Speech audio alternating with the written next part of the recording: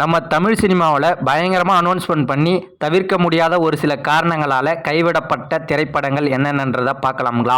இந்த லிஸ்ட்டில் ஃபஸ்ட்டு நம்ம கமலஹாசன் அச்சீவ்னத் கூட்டணியில் கமலஹாசன் 223ன்னு ஒரு ப்ராஜெக்ட் அனௌன்ஸ்மெண்ட் பண்ணாங்க. அனௌன்ஸ்மெண்ட் வீடியோலாம் பார்த்தீங்கன்னா பயங்கரமாக இருக்கும்.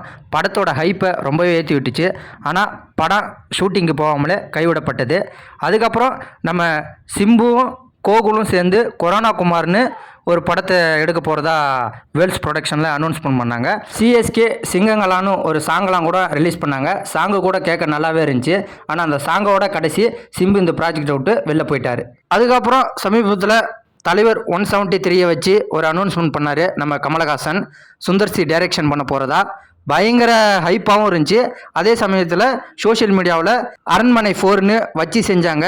அதை பார்த்ததாலேயே என்னவோ தெரில, நம்ம சுந்தர்சியும் இந்த ப்ராஜெக்டை விட்டு வெளியில் போயிட்டார். இதே கூட்டணியில் மீண்டும் தலைவர் 173 டைரக்டர் யாருன்னு இன்றைக்கி தான் அனௌன்ஸ்மெண்ட் பண்ணியிருக்காங்க. அந்த வீடியோவுமே பார்க்குறதுக்கு நல்லா இருக்குது. பார்க்கலாம் இந்த படமாவது ரிலீஸ் ஆகுதான்னு.